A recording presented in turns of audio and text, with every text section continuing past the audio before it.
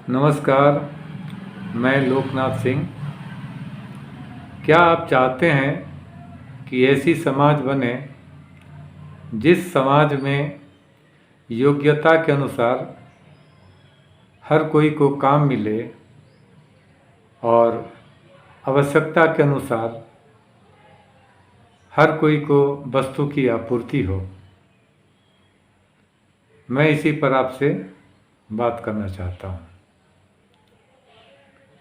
समाज में बीमारी जब फैलता है, लोग बीमार पड़ते हैं, तो डॉक्टर साहब का घर का चूल्हा जलता है। समाज में क्राइम बढ़ता है, खून खराबा होता है, चोरी डकैती होता है, तो वकील साहब का घर का चूल्हा जलता है। लोग मरते हैं तो शमशान घाट में लकड़ी बेचने वाला, उसके घर का चूल्हा जलता है। इसका मतलब ये सारे लोग दोषी हैं? ये सारे लोग दोषी नहीं है। इसमें इनका कोई भी कसूर नहीं है। तो कसूर किसका है?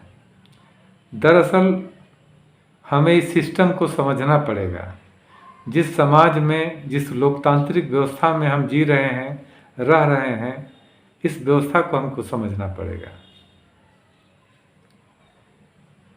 आज जो कुछ वस्तु का उत्पादन हो रहा है, वो किस लिए उत्पादन हो रहा है? जैसे मोटर है, गाड़ी है, खाना है, कपड़ा है, मोबाइल है, फ्रिज है, तमाम तरह के जीने की वस्तु, उपभोक्ता की वस्तु, जो भी वस्तु का उत्पादन हो रहा है, क्यों हो रहा है? तो इसका जवाब यदि आप किसी से भी पूछेंगे तो लगभग 99% एक ही जवाब आएगा कि मनुष्यों के आवश्यकता को पूरा करने के लिए वस्तु का उत्पादन किया जा रहा है। लेकिन हकीकत में ऐसा नहीं है। अगर आप भूखे मर रहे हैं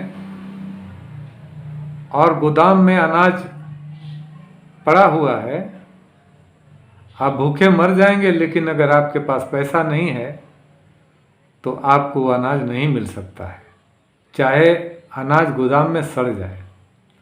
अगर आप बीमार पड़ गए, अगर आपके पास पैसा नहीं है, तो आप दवा नहीं खरीद सकते हैं, चाहे उस दवा का डेट एक्सपायर कर जाए, गोदाम में पड़े पड़े, लेकिन वो आपको नहीं मिलेगा।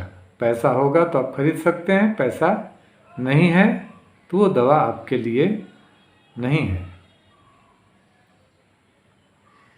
वैसा ही दुनिया का हर वस्तु जो आपको ज़रूरत है,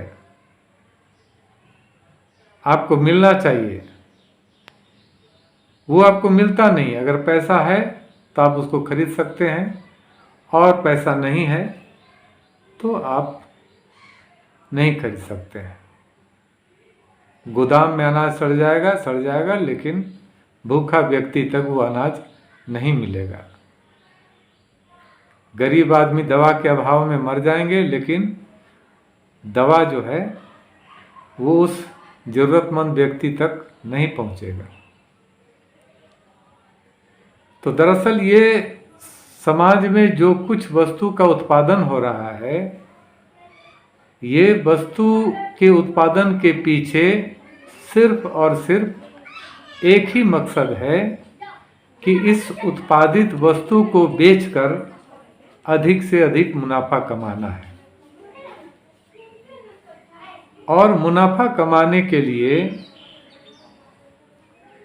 जो कुछ भी तिकड़म करना पड़े, जो कुछ भी धंधा अपनाना पड़े, चाहे इसके लिए मानवीय मूल्यों का कितना भी नुकसान हो जाए, चाहे इंसानों का कितना भी बर्बादी हो जाए, इंसानों का जान कितना भी चले जाए, कोई फर्क नहीं पड़ता है। जो लोग, जो बड़े बड़े उद्योगपति वस्तु का उत्पादन करते हैं, उनका मकसद यही है कि अपने मजदूरों को कम से कम मजदूरी देना और बाजार में उस उत्पादित वस्तु को बेच करके अधिक से अधिक मुनाफा कमाना है। और जब ये व्यवस्था मुनाफा पर आधारित है तो कुछ भी उत्पादन होगा आपके आवश्यकता को पूरा नहीं कर सकता है। और इसीलिए इस व्यवस्था को बदलना बिल्कुल निहायत जरूरी है। कभी हम आप सोचते हैं कि ये सरकार गलत है, इसको बदल दो, सरकार भी आप बदल देते हैं। कभी लगता है कि सरकार में जो टीम है, जो लोग हैं, सारे के सारे गड़बड़ हैं, तो उन सारे लोगों को भी बदल देते हैं। फिर भी आपका समस्या, हमारा समस्या जस के तस बना रहता है, बल्कि दिनों दिन और संकट बढ़ते जा रहा है। ऐसा क्यों हो रहा है? दरअसल ये व्यवस्था, जिस समाज में हम लोग रह रहे हैं, ये व्यवस्था ऐसा बना हुआ है कि एक आदमी को नुकसान पहुंचाना है और दूसरे आदमी को फायदा पहुंचाना है। या यूं कह लीजिए कि एक वर्ग को नुकसान पहुंचा करके जो बहुसंख्यक वर्ग है उसको नुकसान पहुंचा करके चंद लोगों के सुख और संपदा के लिए उसको फायदा पहुंचाना, यही काम हो रहा है। हम जिस समाज में, जिस व्यवस्था में, जिस सिस्टम में हम रह रहे हैं, यही काम हो रहा है। अब कल्पना कीजिए, जब तक एक आदमी को नुकसान नहीं होगा दूसरे आदमी को फायदा हो ही नहीं सकता है। जैसे आपको कहा जाए कि आप एक जगह गड्ढा बनाइए जमीन में, लेकिन शर्त यह है कि आपको कहीं खोदना नहीं है, बगैर खोदे हुए आप गड्ढा कर दीजिए। तो क्या ऐसा संभव है? बगैर खोदे हुए कहीं आप गड्ढा कर सकते हैं? या आपको ये कह दिया जाए कि आप एक समतल जमीन में एक मिट्टी का टीला बना दीजिए, लेकिन शर्त यही है कि कहीं भी आपको जमीन को खोदना नहीं है, बगैर कहीं खोदे हुए एक समतल जगह में आप मिट्टी का टीला बना दीजिए। क्या ऐसा संभव है? ऊंचा करना है तो कहीं ना कहीं आपको खोदना ही पड़ेगा। ठीक वैसा ही जब तक एक आदमी को हानि नहीं पहुंचेगा तब तक दूसरे व्यक्ति को फायदा पहुंच ही नहीं सकता है, असंभव है। इसी चीज को समझने की जरूरत है। आज देश को आजाद हुए 73 वर्षों से ज्यादा समय गुजर चुका, लेकिन हमारी समस्याएं दिनों दिन बढ़ते जा रही है। महंगाई, बेरोजगारी, बेकारी, बाढ़, सुखाड़, भ्रष्टाचार, आतंकवाद, किसान आत्महत्या, तरह तरह की समस्याएं दिनों दिन और विकराल होते जा रही है। और बेरोजगारी का तो यह आलम है कि 45 वर्षों में अभी जितना बेरोजगारी बढ़ा है, शायद कभी ऐसा बेरोजगारी नहीं था। तो आखिर ये समस्या का समाधान क्या है? समाधान है, समस्या है तो इसका समाधान भी है। तो समाधान क्या है? छोटा सा एक उदाहरण मैं आपको दे रहा हूं। मान लीजिए एक आटा चक्की है, उसमें आप गेहूं डालते हैं तो उसमें आटा पीस के निकलता है। और उसमें आप किसी भी ऑपरेटर को रखिए, चाहे हिंदू ऑपरेटर रखिए, मुस्लिम रखिए, सिख रखिए, ईसाई रखिए, जैन, बौद्ध, कोई भी धर्म के ऑपरेटर को रखिए, वो उसमें से आटा ही पीस के देगा। लेकिन अगर मान लीजिए वो आटा चक्की का मालिक उस ऑपरेटर को कहे कि भैया आप एक काम करो, बहुत इसमें आटा पीसे हो, अब इसमें से तेल निकालो, अब आटा पीसना बंद करो, इसमें से अब केवल तेल निकालो। अब वो कहेगा मालिक इसमें से तो तेल निकलेगा नहीं, इसमें आटा ही निकलेगा। मालिक को लगता है कि ये बदमाशी कर रहा है, इसमें से तेल निकल सकता है, लेकिन ये तेल निकालना नहीं चाह रहा है। वो ऑपरेटर को बदल देता है, दूसरा ऑपरेटर को रख लेता है, वो भी फिर वही आटा ही पीस के देता है। वो भी एक ही बात बोलता है मालिक इसमें, जब उससे पूछा जाता है कि क्यों भाई तुमको हम तेल निकालने के लिए इसमें ऑपरेटर रखे हैं, तुम तेल क्यों नहीं निकाल रहे हो, आटा क्यों पीस रहे हो, वो भी बोलता है मालिक इसमें से आटा ही निकलेगा, तेल नहीं निकलेगा। तो उसमें आटा ही निकलेगा, तेल क्यों नहीं निकलेगा? सीधी सी बात है कि उसमें जो कल पुर्जे लगे हुए हैं, जो सिस्टम बने हुए हैं, वो ऐसा सिस्टम है कि उसमें गेहूं डालेंगे तो आटा ही निकलेगा, उसमें से तेल नहीं निकल सकता है।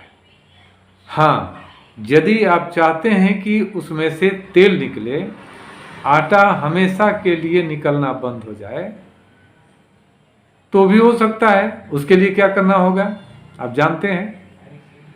आटा पीसने वाला जो कल पुर्जा लगा हुआ है, उस कल पुर्जा को निकाल करके तेल पेरने वाला जो कल पुर्जा है उसके अंदर उसको फिट कर देना होगा। उसके बाद आप किसी भी ऑपरेटर को बैठा दीजिए जो मशीन चलाना जानता हो, चाहे बैकवर्ड हो, फॉरवर्ड हो, ब्राह्मण हो, क्षत्रिय हो, वैश्य हो, शूद्र हो, कोई भी हो। तो फिर उसके बाद जब एक बार उस मशीन में मॉडिफिकेशन कर दीजिएगा, तब उसके बाद उसमें कभी भी आटा नहीं निकलेगा, सिर्फ और सिर्फ तेल निकलेगा। तो हम इस लोकतांत्रिक व्यवस्था में क्या कर रहे हैं? हम इस लोकतांत्रिक व्यवस्था में यही कर रहे हैं कि कभी लगता है कि सरकार गड़बड़ है तो सरकार बदल देते हैं, कभी लगता है पूरा टीम गड़बड़ है, पूरा टीम को बदल देने से सब कुछ ठीक ठाक हो जाएगा, पूरा टीम को भी बदल देते हैं, फिर भी कुछ होता नहीं है।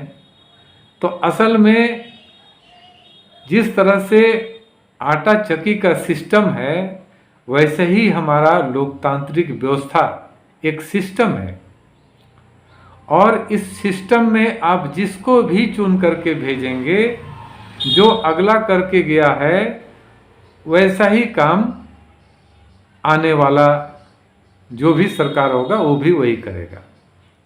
अगर आप चाहते हैं कि पिछली सरकार से आने वाली सरकार बेहतर करे या हमेशा बेहतर करे, कभी भी जन विरोधी ना हो, जनता के अहित में ना हो, हमेशा कुछ भी प्रयास कर ले कोई भी सरकार, जनता के अहित में ही ना जा सके, यदि आप ऐसा चाहते हैं तो आपको इस सिस्टम को बदलना पड़ेगा।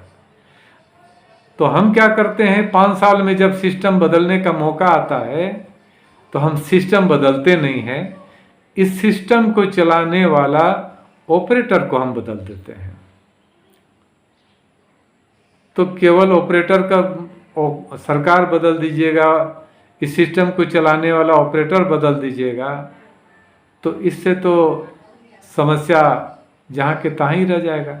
सिस्टम वही रह जाए और केवल उस सिस्टम को चलाने वाला ऑपरेटर को आप बदल दें, तो क्या समस्या का समाधान होगा? कभी नहीं हो सकता है। इसीलिए जरूरत है इस मुनाफा पर आधारित इस व्यवस्था को, इस सिस्टम को बदलने की जरूरत है।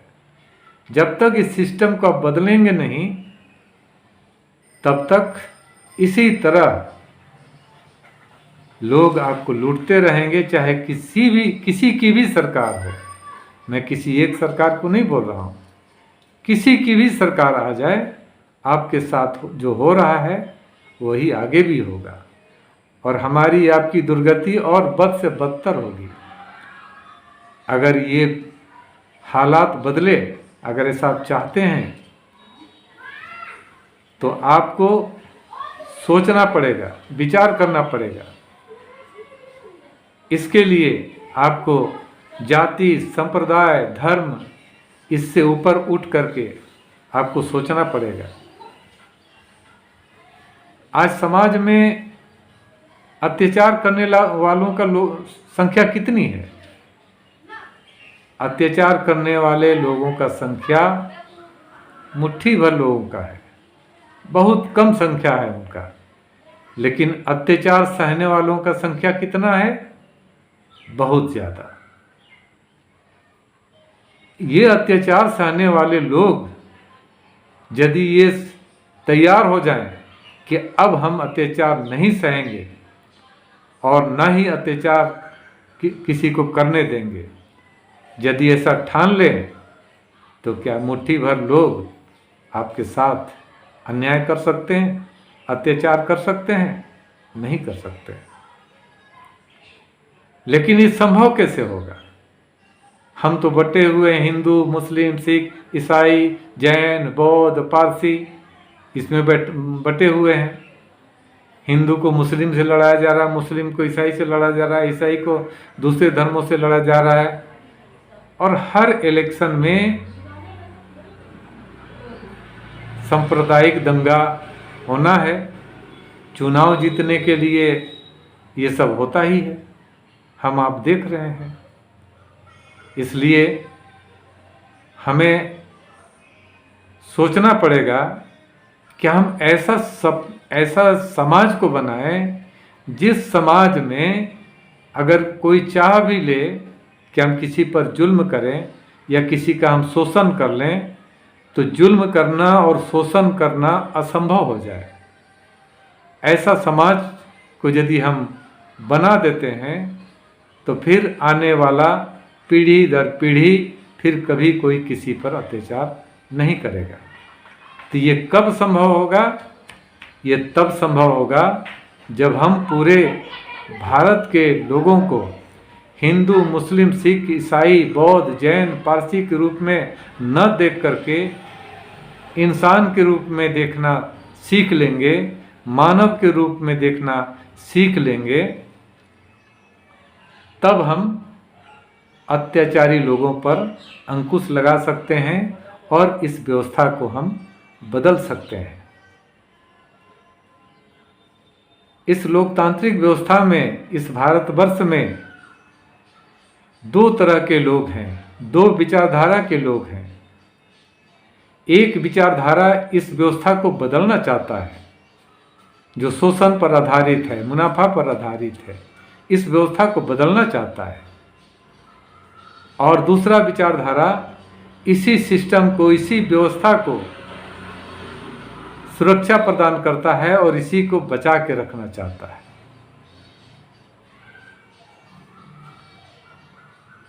तो हमें सच को समझना है। हमें ये जानना जरूरी है कि जिस लोकतांत्रिक व्यवस्था में हम जी रहे हैं, क्या इस लोकतांत्रिक व्यवस्था में जो हम सोच रहे हैं कि योग्यता के अनुसार हर व्यक्ति को काम मिले, आवश्यकता के अनुसार हर व्यक्ति तक वस्तु का आपूर्ति हो, ऐसा समाज बने, अगर हम ऐसा चाहते हैं तो हमें ये सोचना पड़ेगा ये कैसे संभव होगा। और हमें ये भी जानना जरूरी है कि जिस समाज व्यवस्था में हम फिलहाल हैं, जिस लोकतांत्रिक ढांचे के अंदर में हैं, जिस लोकतांत्रिक व्यवस्था में हम जी रहे हैं, इस लोकतांत्रिक व्यवस्था में क्या ऐसा क्षमता अभी भी मौजूद है जो लोगों को रोजगार दे सके, शिक्षा दे सके, स्वास्थ्य दे सके, लोगों के बीच में खुशहाली दे सके? क्या ऐसा क्षमता है?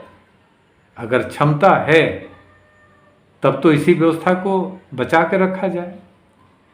लेकिन मेरे समझ से अब इस व्यवस्था में वो दम नहीं रहा कि लोगों को रोजगार दे सके, लोगों को शिक्षा दे सके, लोगों को स्वास्थ्य दे सके, लोगों को बेहतरी के लिए समाज में विकास का काम कर सके।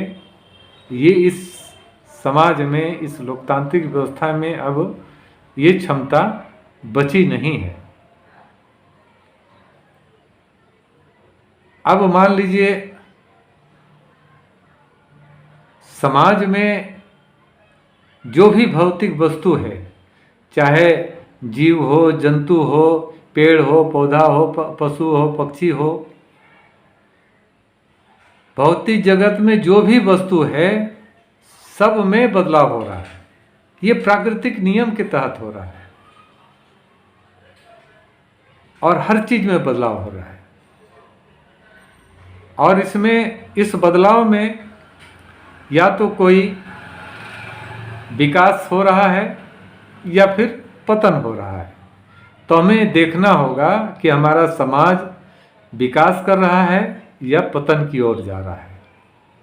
जैसे कि मान लीजिए एक मानव शिशु जो बच्चा है, तो बच्चा में उसका पढ़ने का उम्र है, उसके अंदर विकसित होने का गुण है।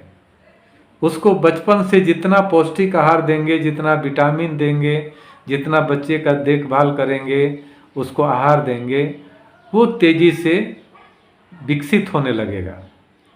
लेकिन विकसित होते होते एक स्टेज वो आ जाएगा जब 50 की उम्र पार कर जाएगा या 60 पहुंच गया, 60 तक पहुंच गया, उसके बाद उसको जितना भी विटामिन दे दें, जितना भी पौष्टिक आहार दे दें, उसको आप जवान नहीं कर सकते हैं।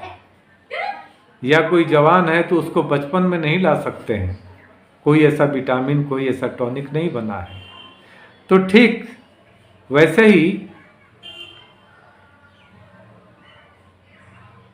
आपको ये भी देखना पड़ेगा कि हमारा समाज व्यवस्था भी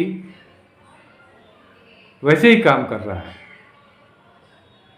अब देश आज़ाद हुआ 1947 में, उस समय के जो भी नेता थे उनके अंदर में तत्काल रूप से देश को आज़ादी मिली हुई थी, तो उस समय सबके मन में एक देशभक्ति और देश के प्रति एक प्रेम था, जिसके वजह से सबके मन में ये था, चाहे किसी भी विचारधारा के हों, सबके मन में ये था कि हमको देश को विश्व स्तर पर खड़ा करना है और विश्व स्तर का हमारे देश को भी बनाना है और इसलिए हमारे देश को विकास करना है।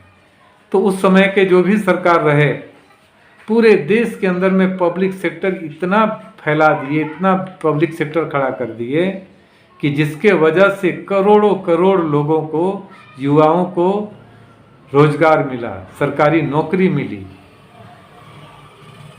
लेकिन आज स्थिति यह है कि सरकारी नौकरी तो छोड़ दीजिए, अब प्राइवेट नौकरी भी मिलना मुश्किल हो रहा है।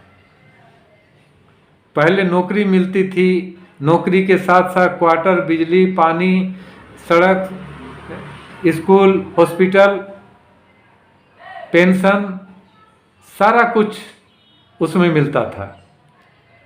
लेकिन आज स्थिति यह है कि सरकार ने घोषणा कर दिया कि अब नई नौकरी नहीं दी जाएगी, नए पद का सृजन नहीं किया जाएगा, और जिनको हम चुनते हैं हमारे बेहतरी के लिए, वे लोग पूरे देश का श्रमिकों का पेंशन को खत्म कर देते हैं और अपना पेंशन टेबल थपथपा के पास कर लेते हैं, उसमें पीछे नहीं रहते हैं। जो मतदाता हैं, जिनके बल पर वो चुन करके वहां जाते हैं, जरा सा भी उनको ये चिंता नहीं होता है कि भाई उनको पेंशन खत्म कर दें, उनको पेंशन नहीं मिलना चाहिए। जिस मतदाता के भरोसे, जिनके वजह से हम संसद और विधानसभा तक पहुंचे हैं, और उनको नहीं मिलना चाहिए। और हमारे नेतागण हैं कि उनको 85,000 का पेंशन मिलना चाहिए। उसके लिए टेबल थपथपा के सारे लोग सहमति बना लेंगे और हो जाएगा। तो ये सब चीज तब तक होते रहेगा।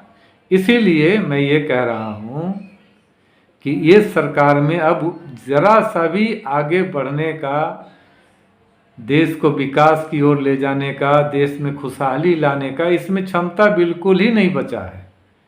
इसलिए इस सिस्टम को बदलना बहुत ज़रूरी है। इसलिए इस सिस्टम को बदलने की ओर सोचा जाए। आज का वीडियो मैं यहीं रोक रहा हूँ और आगे इस पर फिर हम लोग बात करेंगे। और इन्हीं शब्दों के साथ मैं आज आपसे विदा लेता हूँ। जय हिंद, जय भारत।